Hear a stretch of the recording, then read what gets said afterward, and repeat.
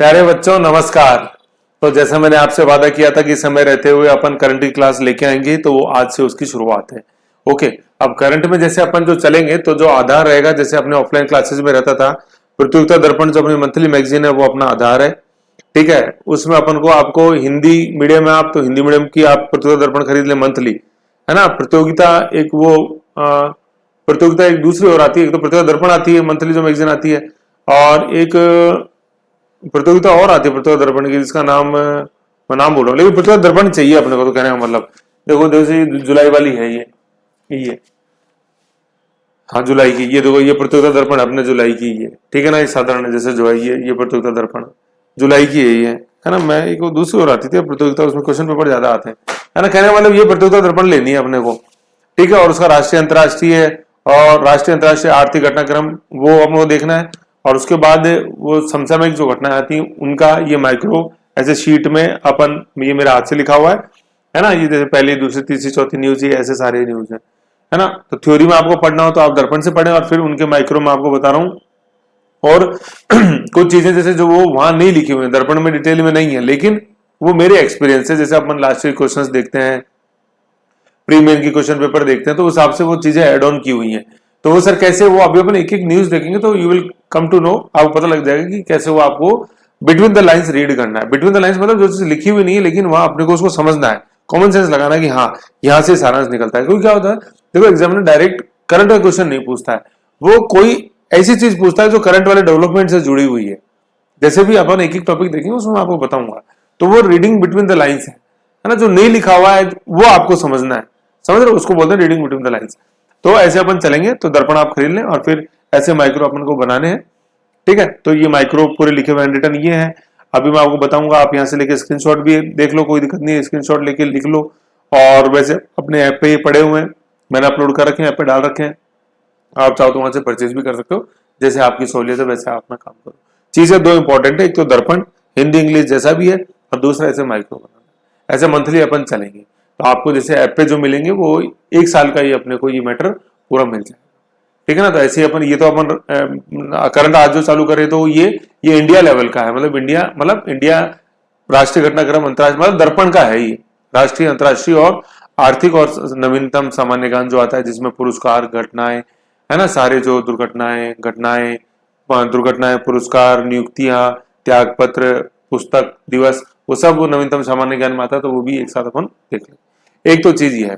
दूसरी आई फिर जो राजस्थान वाला जो इसका सेगमेंट होता है, राजस्थान का करंट, और राजस्थान का जो इसका इक्विवेलेंट सेगमेंट है करंट का, तो वो अपन सिर्फ मूमल से देखेंगे, तो उसका भी इसी तरह चलेगा, माइक्रो के रूप में मैं आपको बता दूंगा, और पूरा उसी तरह से अपने को पढ़ना है, ठीक है ना। तो अगर आप जैसे पढ़ सकते हो डायरेक्ट दर्पण से, वेल एंड गुड, नहीं पढ़ सकते है ना, तो इस माइक्रो से जैसे आप मदद लो, उसके बाद आप पढ़ने की कोशिश करोगे तो वो सीख जाओगे, वो कला सीख जाओगे, कैसे उसमें से अपन को चीजें निकालनी है, कैसे लिखनी है, माइक्रो में कैसे लिखना है, बिटवीन द लाइंस कैसे रीड करना है, क्या चीजें एक्स्ट्रा जोड़नी है। तो धीरे धीरे आपको चीजें पता लग जाएंगी। एक दो जैसे दर्पण आप लिखोगे, करोगे, निकालोगे, फिर आप खुद माइक्रो बनाओ, फिर जो मैं आपको माइक्रो दे रहा हूँ उससे उनको तुलना करो, तो तुलना करोगे तो अपने आपको पता लगेगा हाँ यार देखिए इस तरह से बनना चाहिए था, सर ने इस तरह से बनाया, मैंने इस तरह से बनाया, तो इसमें ये कमी थी, ये चीजें मैंने गलत लिखी जो नहीं लिखनी थी, ये चीजें मैंने नहीं लिखी जो लिखनी चाहिए थी। तो यूं प्लस माइनस करोगे तो ऑटोमेटिक सही हो जाओगे। आ जाओ, है ना। तो अपन स्टार्टिंग कर रहे हैं, राष्ट्रीय घटनाक्रम देख रहे हैं अपन जुलाई 2023 का। कहने का मतलब ये जुलाई 2023 की दर्पण का मैटर, प्रतियोगिता दर्पण का, है ना। वो प्रतियोगिता साहित्य सीरीज नहीं, प्रतियोगिता साहित्य सीरीज नहीं है, नाम याद है तो दूसरे में बताते हैं प्रतियोगिता, तो क्वेश्चन आते हैं।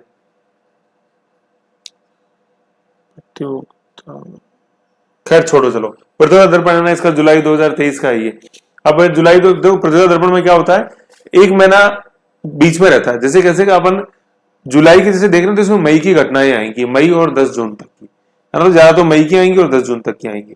अब जैसे अपन जुलाई के अंदर क्या आता है, ये जुलाई वाली जून महीने में आई हुई है ये दर्पण, ठीक है। जैसे ये जून में आई तो जुलाई की, अब जुलाई में जब अपने तो अगस्त की आएगी। कहने का मतलब महीना तो एक आगे चलता है और न्यूज महीने की एक पीछे चलती है। कहने का मतलब जून 2023 में दर्पण आएगी वो आएगी जुलाई 2023 की, लेकिन उसमें घटनाएं होंगी मई 2023 की, ऐसे, ठीक है। ऐसे है ये चीज। तो आज जैसे अपन देख रहे हैं आज तारीख में, तो अपन जैसे देख रहे हैं अभी तक तो भाई जून ही चल रहा है कि नहीं। आज जैसे आप वीडियो देख रहे हो तो 30 जून है, तो 30 जून 2023 में जुलाई की आ रखी है, तो 20 जून को आ गई थी, लेकिन इसमें घटनाएं हैं वो एक मैंने पीछे की है, मतलब मई 2023 की। ऐसे आ जाओ, ठीक है ना। तो आप जैसे ये जो दिखा हुआ है 1 2 3 4, ये दर्पण जैसे आप खोलोगे तो उसमें वो ऊपर बॉक्स के अंदर जो न्यूज लिखी रहती है ना, न्यूज के ऊपर बॉक्स बना हुआ है, मतलब आयताकार जो बने बॉक्स बना हुआ है रेक्टेंगुलर, वो ये 1 2 3 4 5 ऐसे न्यूज में नंबर डाले, तो एक बार आप पढ़ लो, फिर उस दर्पण से देखना तो यूं। और फिर दूसरी चीज, अभी जैसे करंट की दर्पण तो अभी चल रही है, तो आप मार्केट से परचेज कर लो। बाई चांस आपने परचेज नहीं कर रखी है तो ऑनलाइन जैसे देख लो, मिल जाता है ई वर्जन भी। फिर भी नहीं मिल रहे तो मैं पीडीएफ अवेलेबल करवा दूंगा ओरिजिनल दर्पण का, उससे देख लेना, ठीक है ना। आओ अब देखो, ये यूं है, मतलब ये पेज को दो हिस्से में बांट रखा है, एक पहले न्यूज यूं चलेगी और फिर इस पेज में अपन यूं देखेंगे हिस्सा। आपको ये जगह कम लगे जैसे, तो आप पूरा यूं ऐसे भी बना सकते हो, खुद जैसे बनाओ। अब चूंकि मेरे को तो जैसे आदत पड़ी हुई है, एक्सपीरियंस हो गया माइक्रो का काफी अच्छा, तो अपन शॉर्ट एंड स्वीट बना देते हैं। तो देखो न्यूज ऐसे चलेंगे, जैसे 1 2 3 है ना, फिर 4 5, फिर उधर फिर ये 6 7 8 9 10, 10 मणिपुर हिंसा, फिर ये 10 में इधर आ गया, 10 11 12 है ना, 10 11 12, और फिर ये 13 पे क्रॉस पे खत्म है। इस तरह से ये अपनी ये फाइल चलेगी, है ना। पहले ये राष्ट्रीय देख रहे हैं, फिर उसके बाद अपन अंतरराष्ट्रीय देखेंगे जुलाई 2023 का ही, ठीक है। फिर उसके बाद अपन ये आगे अगला आर्थिक देखेंगे जुलाई 2023 का। ऐसे ये पूरी फाइल चलेगी अपने, समझ गए। तो पहले तो पैटर्न तो समझो ना, इसलिए पैटर्न समझाया मैंने। आओ अब पहली न्यूज अपन जैसे देखते हैं, जूम कर करके देख लेंगे सारा, जिससे कि आप अच्छे से अच्छा देख सको। पहली न्यूज में जैसे जो लिखा हुआ है, तो 2022 का यूपीएससी का रिजल्ट है, ठीक है ना, यूपीएससी का रिजल्ट। अब आप सोचो कि यार इस रिजल्ट के अंदर क्या है, अपन क्या देखना, कुछ मत देखो, है ना। लेकिन क्या है इसमें, जैसे जो अलग से बात देखने वाली चीज है वो क्या, देखो ये यूपीएससी है, तो यूपीएससी का जो वर्णन है वो अपने भाई कॉन्स्टिट्यूशन के अंदर जो भाग 14 है उसके अंदर यूपीएससी का वर्णन है, मतलब लोक सेवा आयोगों का, संघ लोक सेवा आयोग और राज्य लोक सेवा आयोग। अपने कॉन्स्टिट्यूशन के अंदर, अपने संविधान में टोटल 22 भाग हैं, 22 में जो भाग नंबर 14 है उसका संबंध लोक सेवा आयोग से है, पब्लिक सर्विस कमीशन। इस भाग 14 के अंदर 2 चैप्टर हैं। चैप्टर 1 का संबंध यूपीएससी से, संघ लोक सेवा आयोग, और चैप्टर 2 जो है अध्याय 2, उसका संबंध राज्य लोक सेवा आयोग से है, जिनको अपन बोलते हैं PCS, public service commission, state public service commission, राज्य लोक सेवा आयोग, state public SPS, state public service commission. तो इस स्टेट पब्लिक सर्विस कमीशन को राजस्थान में अपन बोलते हैं RPSC, Rajasthan public service commission, Rajasthan लोक सेवा आयोग, ठीक है। और यूपीएससी में यूनियन का जो ट्रांसलेशन है वो संघ है, संघ लोक सेवा आयोग, ठीक है। पीसीएससी कॉमन है, पीएससी कॉमन है, पब्लिक सर्विस कमीशन। एक चीज तो ये, तो चैप्टर भाग 14 के अंदर 2 चैप्टर हो गए। फिर देखो क्या है, यूपीएससी से जो संबंधित आर्टिकल है वो है आर्टिकल 309, है ना, यहां लिख देता हूं। यूपीएससी से जो संबंधित आर्टिकल है मेन, वो है आर्टिकल 309।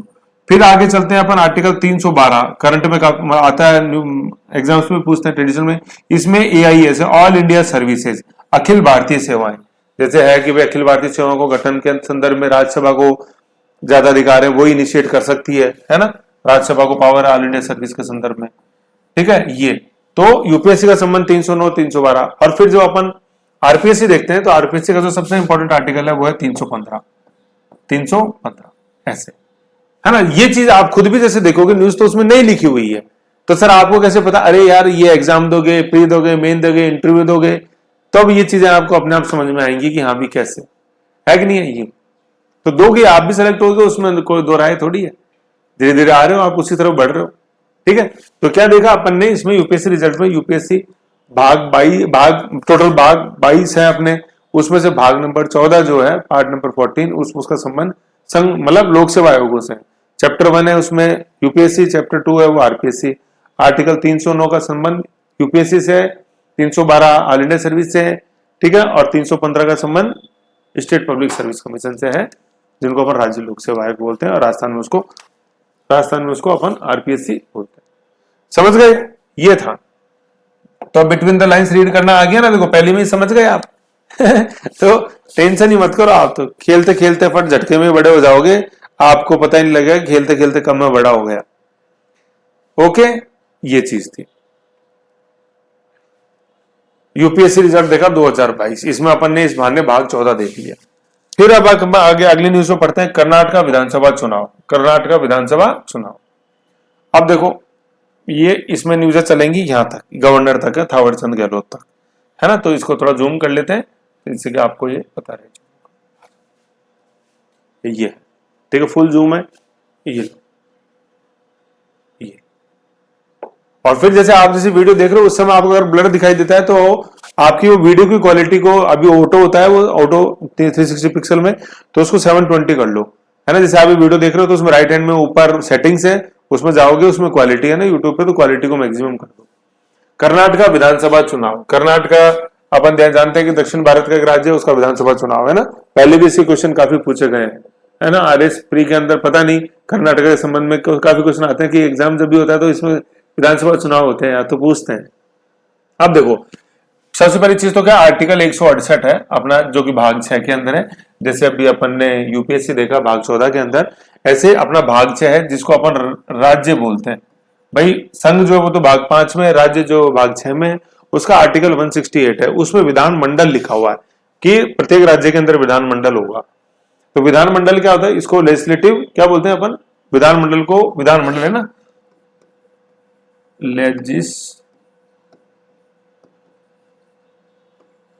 देखो विधानमंडल है ना, इसमें दो होते हैं, एक तो होता है विधानसभा, है ना, विधानसभा, विधानसभा इसको तो बोलते हैं लेजिस्लेटिव असेंबली, ठीक है ना। और कुछ राज्यों में है अपने विधान परिषद, इसको बोलते हैं अपन लेजिस्लेटिव काउंसिल, है ना। लेजिस्लेटिव असेंबली और लेजिस्लेटिव काउंसिल, और दोनों के लिए जो कॉमन नेम है वो अपन हिंदी में बोलते हैं विधानमंडल, और इंग्लिश में उसको अपन बोलते हैं लेजिस्लेचर, है ना। लेजिस्लेचर, LATURE, लेजिस्लेचर, है ना, लेजिस्लेचर इन स्टेट्स, ठीक है। लेजिस्लेचर, विधानमंडल के लिए शब्द लेजिस्लेचर, इसके दो रूप होते हैं, विधानसभा और विधान परिषद। जैसे अपन राजस्थान देखते हैं तो अपने से विधानसभा ही है, लेकिन जैसे अपन बिहार, यूपी बिहार देखते हैं तो वहां विधान परिषद भी है, ठीक है। ऐसे ये चीज है। तो आर्टिकल 168 है ना, ये दो रूप अपन को ध्यान रखने, विधानसभा और विधान परिषद। भारत में इस समय 6 राज्य हैं जिनके अंदर विधान परिषदें हैं, लेजिस्लेटिव काउंसिल्स है ना। 6 राज्य कैसे, जैसे ऊपर 2 हैं अपने यूपी और बिहार, फिर नीचे 2 एक साथ है महाराष्ट्र और कर्नाटक, और फिर 2 इधर है एक साथ अपने तेलंगाना और आंध्र प्रदेश। तो ऐसे टोटल ये अपने 6 राज्य हैं जिनके अंदर विधानसभा के साथ साथ विधान परिषद भी है, ठीक है। विधानसभा तो हर राज्य में है, ठीक है, और विधानसभा तो हर राज्य के अंदर, विधान परिषद 6 राज्यों में है। सेकंड मतलब वैसे तो क्या होता है, देखो अपर हाउस तो बोलते हैं विधान परिषद को, लोअर हाउस बोलते हैं विधानसभा को, है ना, यूं है। जैसे अपने राज्यसभा है वो अपर हाउस है, लोकसभा लोअर हाउस है, ठीक है ना। उसी तरह से विधानसभा अपने लोअर हाउस होता है, विधान परिषद अगर है तो अपर हाउस होता है। ओके, खैर चलो, लेकिन ये विधान परिषद 6 राज्यों के अंदर ही है, यूपी, बिहार, महाराष्ट्र, कर्नाटक, तेलंगाना और आंध्र प्रदेश, लेकिन विधानसभा सभी राज्यों में। तो ये हो गया। तो भाग 168 का संबंध, भाग 6 में आर्टिकल नंबर 168 का संबंध किससे है, विधान मंडलों से है, लेजिस्लेचर इन स्टेट्स है। तो कर्नाटका में विधानसभा चुनाव हुए तो इसकी बात है विधानसभा चुनाव की है, और कर्नाटका में विधान परिषद भी है ना, जैसे मैंने अभी बताया, लेकिन उसके चुनाव नहीं हुए, ठीक है। ये है, उसमें वही होता है 1/3 सदस्य हर 2 साल बाद, ठीक है ना। तो उसका अपन सिस्टम जब कॉन्स्टिट्यूशन में अपन भाग 5 देखा उसमें देख रखा है, यहाँ भी उस पर चर्चा नहीं करेंगे। विधानमंडल है ना, तो एक भाग आर्टिकल 168 का संबंध विधानमंडलों से है, और कर्नाटका के अंदर विधानमंडल के रूप में विधानसभा भी है और विधान परिषद भी है, ठीक है। लेकिन अभी विधानसभा के चुनाव हुए हैं, ये देखा अपन विधानसभा के चुनाव। इसमें देखो अपने कर्नाटका के अंदर जो टोटल सीटें वो 224 है, जैसे अपन राजस्थान में देखते हैं 200 है विधानसभा में अपनी सीटें, ऐसे वहां कर्नाटका में 224 है। इनका 50% बहुमत होता है, जिसको 112 होता है, लेकिन इस बार कांग्रेस को वहां 135 सीटें मिली है। कहने का मतलब स्पष्ट बहुमत है, एब्सोल्यूट मेजोरिटी। जब ये क्वेश्चन आता है एग्जाम में तो आप ये मत सोचो कि वो नॉर्मल क्वेश्चन पूछेगा, वो पूछेगा हाल ही में दक्षिण भारत के राज्य कर्नाटका में हुए चुनाव से संबंधित निम्न से कौन सा कथन सही है गलत है, तो बोलेगा कि जीतने वाले दल को स्पष्ट बहुमत वहां मिला है। त्रिशंकु विधानसभा नहीं है। त्रिशंकु का मतलब क्या होता है, हंग लेजिस्लेचर, ये त्रिशंकु। इसमें क्या होता है कि किसी को स्पष्ट बहुमत नहीं है, सबको टुकड़ों में है कि अब जैसे 112 चाहिए तो ये 3 या 4 जनों को, जैसे 3 को मिला तो 40 वोट मिले सबको, तो 120 हो गए ना, है ना। तो लेकिन 50% किसी की बात नहीं, लेकिन तीनों को मिला के मेजोरिटी बने तो फिर गठबंधन सरकार बनती है। त्रिशंकु, 3 कोने हो गए ऐसे, है ना। तो किसी भी बहुमत, किसी पार्टी को अगर स्पष्ट बहुमत नहीं होता तो उसको हंग पार्लियामेंट या हंग स्टेट लेजिस्लेचर बोलते हैं। 3 का मतलब 3 नहीं है यहाँ पे, मैं तो बता रहा हूं, है ना। स्पष्ट बहुमत किसी को भी नहीं, स्पष्ट का मतलब होता है एब्सोल्यूट मेजोरिटी का मतलब, क्लियर कट मेजोरिटी का मतलब 50% या उससे ज्यादा स्पष्ट बहुमत होता है। तो कांग्रेस को देखो ना, स्पष्ट बहुमत है ना, 112 से ज्यादा ही मिल रहा है, 135 ऐसे करीबन करीबन, जैसे आप जैसे देखोगे इसमें से अपन 12 घटाएं तो 23 सीटें ज्यादा मिल रही स्पष्ट मतलब मेजोरिटी से, तो आ गया ना, देखो ऐसे ऐसे, मतलब कांग्रेस जैसा चाहे वैसे अब कानून वहां पे बना सकती है राज्य सूची के विषय के संदर्भ में, तो खास तौर पर, है ना। एक तो चीज ये हो गई, तो इसीलिए मैं बता रहा हूं, देखो कितनी चीजें क्लियर हो गई, अपने भाग से हो गया, आर्टिकल 168 हो गया, मेजोरिटी हो गई, बहुमत किसको कहते हैं, ऐसे कितना क्या चाहिए होता है ये। अब बात आती है सीएम, है ना, सीएम।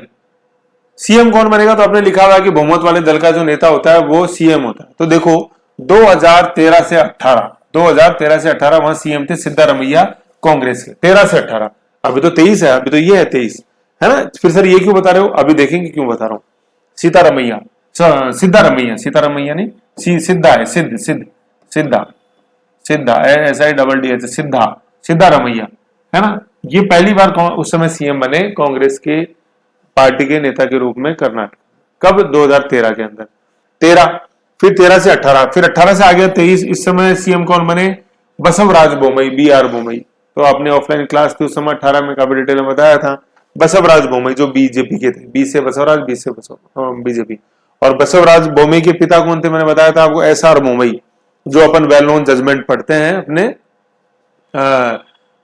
फ्लो टेस्ट के संबंध में कि किसी को अगर बहुमत नहीं हो तो बहुमत सिद्ध कहां होगा, है कि नहीं। तो ये SR बोमई केस है, अपने वेल नोन जजमेंट है जिसके अंदर सुप्रीम कोर्ट का, SR बोमई, है ना। तो SR बोमई इनके पिताजी थे, है ना, बसवराज बोमई के। और बसव जो है लिंगायत समुदाय के से संबंध रखते हैं, लकुलिस लिंगायत समुदाय जो प्राचीनतम शैव संप्रदाय है, लकुलिस लिंगायत, है ना। तो ये बसव वो है, बसवराज बोमई, ठीक है। तो सारे बताया था, लेकिन अब जाने की जरूरत है उसमें, ये बीजेपी। फिर अब आया 2023, अभी जो चुनाव हुए उसमें वापस से सिद्धारमैया वहां के मुख्यमंत्री बने कांग्रेस की पार्टी की तरफ से, और ये सेकंड टाइम है। तो क्वेश्चन यही है, स्पष्ट बहुमत भी इनको मिला है और दूसरी बार ये वहां के मुख्यमंत्री बने। इस तरह से वो रीडिंग बिटवीन द लाइन्स है, इसलिए मैंने लिखा है ये 2013 से 18 पहला कार्यकाल था और बसवराज बोमई वोट, सत्ता परिवर्तन हुआ है, रिपीट नहीं हो रहे हैं, लगातार दूसरी बार नहीं है, दूसरी बार है लेकिन लगातार नहीं है, बीच में बसवराज बोमई आ रहा है ना। तो ये सब चीजें हैं रीडिंग बिटवीन द लाइन्स।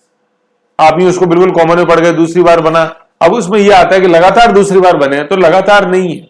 ये बेसिक चीजें जो क्वेश्चन को गलत और सही करवाती है कि नहीं। तो स्टूडेंट लिखता तो पता लगता है कि 2 बार है, अब वो लगातार है कि नहीं ये देखने वाली बात है, तो वो लगातार नहीं है, बीच में बोमई आ गए ना ऐसे। फिर अब बोमई के बारे में अपन इतना जाना कि इतना डीप में चले गए कि SR बोमई इनके पिता थे, विधानसभा के फ्लोर टेस्ट की बात है, तो आप बोमई को भूलना चाहो तो भी नहीं भूल सकते, है ना। सिद्ध ऊपर नहीं चाहिए, बीच में बोमई है। बोमई ने बोला कि भाई सिद्ध करो पहले, तो विधानसभा में जाकर आपको बहुमत चाहिए, SR बोमई केस ऐसे, ठीक है। ये आप समझ गए, आप सीएम ये। अब फिर यहाँ पे डिप्टी सीएम भी बने हैं। डिप्टी सीएम कौन है, शिव कुमार है। ये डिप्टी सीएम का क्या है, कहीं ये इसका वर्णन कहीं भी किसमें, कॉन्स्टिट्यूशन के अंदर नहीं है। डिप्टी सीएम का, सीएम का वर्णन है कॉन्स्टिट्यूशन में, जो अपन ने आर्टिकल नंबर 168 देखा, लेकिन इसका वर्णन कहीं भी नहीं, ऐसे है, ओके।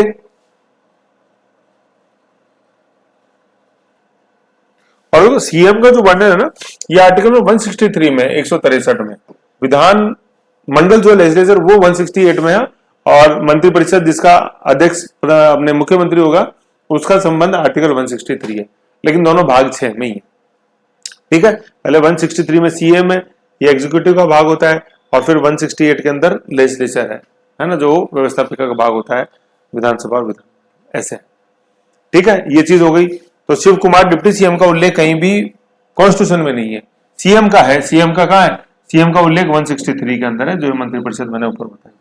फिर वहां पे गवर्नर है, गवर्नर से संबंधित जो आर्टिकल है वो 153 है, ठीक है ना, 153।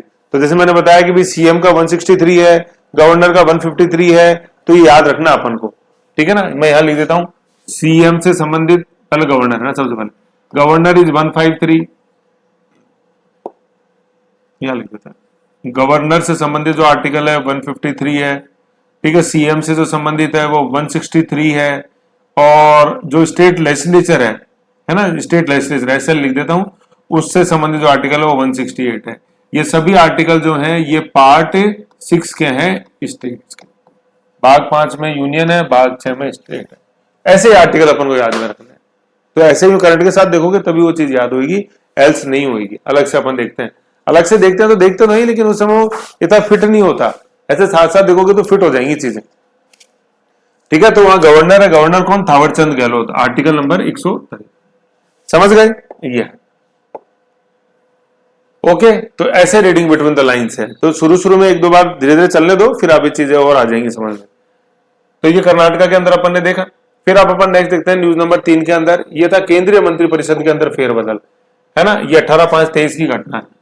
ठीक है, तो अभी तो मंत्रिपरिषद अपन ने कहा देखा, अभी अपन ने वो कर्नाटका के संदर्भ में स्टेट। अब आगे केंद्रीय में आ गए। तो केंद्रीय का संबंध जो है ये भाग 5 से है ना। आर्टिकल सारे देखने, आर्टिकल साथ साथ देखते हुए चलोगे तो बहुत अच्छा होएगा, आपका बहुत मजा आएगा।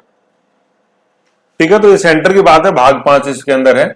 इसमें सबसे पहले केंद्रीय मंत्रिपरिषद में फेरबदल। ठीक है, सबसे पहले हमें पीआर लिखा हुआ, राष्ट्रपति ऑन रिको ऑफ पीएम, है ना। Article number 74। कहने का मतलब अनुच्छेद 74 का संबंध है केंद्रीय मंत्रिपरिषद से। मंत्रियों की नियुक्ति कौन करता है? राष्ट्रपति करता है। ठीक है ना। कार्य का आवंटन कौन करता है? राष्ट्रपति करता है, पोर्टफोलियो। लेकिन वो किसकी सलाह पे करता है? वो प्रधानमंत्री की सलाह पे करता है। तो एक क्वेश्चन पूछा गया है कि मंत्रियों को कार्य का आवंटन कौन करता है? राष्ट्रपति करता है, प्रधानमंत्री की सलाह पे। उसमें प्रधानमंत्री नहीं आंसर में, मतलब आंसर अपन को करना है, राष्ट्रपति करना है। आर्टिकल नंबर 74 डिटेल में अपन ने देखा। भाग 5 पूरे वीडियो आपके यूट्यूब के ऊपर है, आप आराम से तसल्ली से देखो। Article number 74। अब केंद्रीय मंत्रिपरिषद का जो फेरबदल है उसमें सबसे इंपॉर्टेंट जो नाम है वो, मतलब सिर्फ इन्हीं का नाम, अर्जुन मेघवाल। ठीक है ना, इस पूरी न्यूज के अंदर जो सेंटर में अर्जुन मेघवाल ही है। ठीक है, इनके पास ये 3 पोर्टफोलियो इस समय है। कानून मंत्री हैं ये। ठीक है, कानून मंत्री पहले नहीं थे। ठीक है ना, कानून मंत्री किरण रिजिजू थे पहले। ये Kiran replace Kiran Rijiju as LM law minister. तो कानून मंत्रालय इनके पास नया। नेक्स्ट है संसदीय कार्य मंत्रालय और तीसरा संस्कृति मंत्रालय। तो चूंकि अर्जुन मेघवाल का संबंध राजस्थान से है तो इसलिए बहुत ज्यादा गुंजाइश बनती है कि इनसे संबंध में अगर क्वेश्चन पूछ ले तो कोई अतिशयोक्ति अपन को सरप्राइज नहीं होना चाहिए। 3 मंत्रालय, कानून मंत्री, फिर 2 ऐसे हैं, संसदीय कार्य व संस्कृति मंत्रालय, कल्चरल मिनिस्टर। ठीक है ना। अब संबंध राजस्थान से है। ये पहले ब्यूरोक्रेट थे, मैंने लिखा हुआ है। RS में इनका चयन हुआ 1982 में। फिर स्टेट कैडर से ये IAS बने 1999 में, है ना। स्टेट कैडर में जो RS होता है वो ऑटोमेटिक IAS बन जाता है सुपर टाइम में आते ही, 18 साल की नौकरी होते ही। ठीक है, फिर ये सबसे पहली बार MP चुने गए 2009 के अंदर। ठीक है ना, ये अपन को ध्यान में रखना है चीजें। तो ये ब्यूरोक्रेट थे और फिर देखो ब्यूरोक्रेट आज कहां पे पहुंचे, अपने टैलेंट के बलबूते। ठीक है, अर्जुन मेघवाल बीकानेर से इन्होंने चुनाव लड़ा है अपने लोकसभा के लिए। ठीक है, और आज ये मोदी सरकार के अंदर पहले ये 2 ही, आज बस 3 पोर्टफोलियो, कानून मंत्री, संसदीय कार्य मंत्री और अपने संस्कृति मंत्रालय, है ना। ये राज्य मंत्री है। तो मंत्री किस तरह का? कैबिनेट मंत्री है, राज्य मंत्री है, राज्य मंत्री स्वतंत्र प्रभार है। सारा वीडियो भाग 5 है, उसमें आप आराम से देखो। Article number 74, 75। ठीक है ना, ये अपन को ध्यान में रखना है। तो केंद्रीय मंत्रिपरिषद आर्टिकल नंबर 45 भाग 5। ठीक है, Arjun Meghwal bureaucrat turn politician है। ठीक है, 3 मंत्रालय के पास है, कानून, संसदीय और संस्कृति, ऐसे। ओके, तो ये रीडिंग बिटवीन द लाइन्स है। ठीक है ना, ये ब्यूरोक्रेट होना, ये सब होना ये नहीं है, लेकिन ये इंटरव्यू में पूछा गया। मोदी सरकार में मंत्री राजस्थान से जो पहले ब्यूरोक्रेट थे, ये वहां से निकले हुए क्वेश्चन नहीं है कि नहीं है? सर हमें तो पता नहीं। अरे पता नहीं तभी तो मेरी जरूरत है कि नहीं? तो परेशान क्यों होते यार, धीरे धीरे सीख रहे हो ना। आ जाओ, फिर नेक्स्ट न्यूज नंबर 4 देखते हैं। MiG-21 का अंत। MiG-21 क्या है? अपने लड़ाकू विमान है जो कि रूस से लिया हुआ अपन ने, MiG-21। ठीक है ना, MiG-21 रूस से लिया हुआ है। ठीक है, रूस निर्मित है, रूस निर्मित है और 1960 से अपन ने ये रूस से लिए थे। जैसे आप देखो, मैंने ट्राइबल वेलफेयर पढ़ाया था जब राजस्थान कल्चर में, तो मैंने बताया था अपना 1951 में पहली पंचवर्षीय योजना, और वो भी रूस से ली थी, union of Soviet socialist Republic. रूस का पहले का ये नाम था 1991 से। सोवियत का मतलब पंचायत है ना। तो रूस से निर्मित है। रूस से देखो अपने ये लिया ब्रह्मोस मिसाइल है, वो रूस से, है ना। और अपने सुखोई की इस समय 3 स्क्वाड्रन जो है वो काम कर रही थी। एक स्क्वाड्रन के अंदर करीबन 15 से 18 तक विमान होते हैं। तो 15-45, इस समय अपने पास 50 क्या है? MiG-21 विमान है, ये 50, है ना। इनको अपन ने स्टैंड पे रख दिया है। ठीक है ना, MiG-21 का अंत है, मतलब 2025 तक इसको धीरे धीरे फेज आउट इनको कर देंगे। अभी इनकी उड़ान रोक दी गई है, क्योंकि क्या है, जब ये उड़ान के दौरान, ट्रेनिंग के दौरान खासतौर पे क्या होता है, तो दुर्घटना होती है, पायलट मारा जाता है ना। अभी जैसे इसके अंदर ये हुआ, अनूपगढ़ बीकानेर में दुर्घटना हुई मई के अंदर, फिर पायलट मारे जाते हैं। ऐसे तो विमान वापस खरीद सकते हैं, लेकिन वो एक इंसान की जो जान जाती है तो इंसान को रिप्लेस नहीं कर सकते अपन ऐसे। तो क्वेश्चन ये है कि मिग 21 किस देश से लिया गया? रूस से, है ना। ये बहुत इंपॉर्टेंट क्वेश्चन है ये। मिग 21 कहां से? रूस से, रूस निर्मित है ये, ठीक है ये। और फिर जैसे क्या है, आप जैसे मैं आपको प्लेन्स का बताऊं, जैसे मिग 21 है, मिग तो अपने रूस से लिया है, ठीक है। फिर एक एक एक जैसे अपन देखते हैं एयर इंडिया की फ्लाइट, जैसे A310, तो ए जो होता है ना, ए का मतलब होता है एयरबस। तो ये एयरबस जो कंपनी है जो प्लेन्स बनाती है वो फ्रांस की है, ठीक है। एक बोइंग है, Boeing Boeing Boeing 447, Boeing Boeing USA की कंपनी है ना। जैसे मिग अपने रशिया की कंपनी है ऐसे, ठीक है। तो ये अपन को ध्यान के अंदर ये चीजें रखनी है, जिससे कि आपका इनके अंदर कॉन्फिडेंस बना रहे। ओके, और 3 स्क्वाड्रन है इस समय। ओके, अपन एयर पढ़ रहे हैं। अब जैसे क्या है, जैसे आप एयर की, जैसे आप वो देखोगे ना अपने एयरफोर्स की, तो सबसे होता है अपने air chief marshal, then air marshal, then air vice marshal, फिर air commodore, group captain, wing commander. Wing commander थे राकेश शर्मा जो अंतरिक्ष में गए थे। फिर squadron leader, flight officer, flight lieutenant, और फिर फ्लाइट ऑफिसर। एलओ है, पहले लेफ्टिनेंट फिर ऑफिसर, है ना। नीचे से देखो सबसे नीचे flight officer, then flight lieutenant, then squadron leader, उसके ऊपर कमांडर, कैप्टन और कोमोडोर, मतलब wing commander, group captain, wing commodore, फिर air vice marshal, air marshal और एयर चीफ मार्शल। कहने का मतलब स्क्वाड्रन लीडर जो है वो नीचे से तीसरी है। और फिर जैसे आप जैसे देखोगे स्क्वाड्रन लीडर, तो आपने वीर ज़रा मूवी देखी होगी, तो उसमें शाहरुख खान जो था वीर प्रताप, है ना, वीर प्रताप सिंह, स्क्वाड्रन लीडर वीर प्रताप सिंह ऐसे। तो flight officer, flight lieutenant, squadron leader ऐसे, ठीक है। स्क्वाड्रन लीडर के ऊपर अपन कोमोडोर देखते हैं पहले, है ना। पहले कोमोडोर, पहले commander, then captain, then commodore. Commander पहले नीचे से आएंगे, तो पहले कमांडर है, उसके ऊपर कैप्टन और फिर कोमोडोर है ऐसा। तो ये अपन को ध्यान में रखना है। तो ये स्क्वाड्रन यहां अपन समझ गए। फिर अगली 5वीं न्यूज देखते हैं अपन। ऐसे अपन को देखना है, देखो चीजों को ऐसे सीधा सीधा मोटा मोटा देख लेंगे तो मजा नहीं आएगा। इंपॉर्टेंट न्यूज, भारतीय वायुसेना का विरासत केंद्र है ना, हेरिटेज सेंटर सबसे पहला कहां बना? चंडीगढ़ के अंदर बना है, ये चंडीगढ़ में। इंडियन एयरफोर्स हेरिटेज सेंटर है। हेरिटेज का मतलब कि पुरानी चीजें वहां रखी जाएंगी, जैसे अभी मिग 21 शोभा बढ़ाने वाला है इंडियन हेरिटेज की, इंडियन हेरिटेज सेंटर की ऐसे। तो क्वेश्चन ये है, इंडियन हेरिटेज सेंटर पहला कहां बना? अपने चंडीगढ़ में ऐसे। ओके, ये समझ गए, ये हो गया। फिर इधर आए राइट में अपन, नेक्स्ट आगे देखते हैं। अब अपन आ जाते हैं स्कॉर्पियन श्रेणी की पनडुब्बी, है ना, स्कॉर्पियन स्कॉर्पियन स्कॉर्पियन श्रेणी की पनडुब्बी जो अपन ने फ्रांस से ली है, ठीक है ना। ये स्कॉर्पियन से ये न्यूज है ना। स्कॉर्पियन श्रेणी की पनडुब्बी, स्कॉर्पियन श्रेणी की पनडुब्बी ये 6ठी व लास्ट है। तो और अपन ने फ्रांस से लिए, फ्रांस की कंपनी DCNS, ठीक है ना, DCNS 6th अपन ने ये पनडुब्बी फ्रांस से ली है। तो स्कॉर्पियन श्रेणी की पनडुब्बी, पहला तो क्वेश्चन क्या है, किस देश से लेते हैं? अपन फ्रांस से लेते हैं। टोटल कितने लिए? 6 लिए। ओके, फ्रांस की कंपनी है ना। देश ध्यान रखने हैं।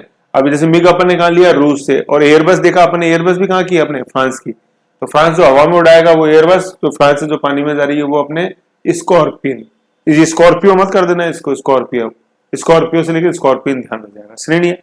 और खरीदी किसने? मुंबई, मतलब इंडिया की तरफ से मुंबई ने। मजगांव डॉक लिमिटेड, मजगांव ने मुंबई के अंदर बंद रखा है, अरेबियन सी में मजगांव, ठीक है ना। और इसको बोलते हैं ship builders of India. Ship builders बनाने वाला है ये, शिप बिल्डर्स ऑफ इंडिया।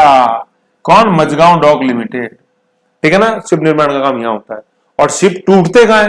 मतलब कोई शिप काम नहीं आ रहा तो उसको फिर जैसे तोड़ना है पूरा, वेल्डिंग से काट काट के अलग अलग कर दिया, एक एक कील, एक एक बोल्ट उसका।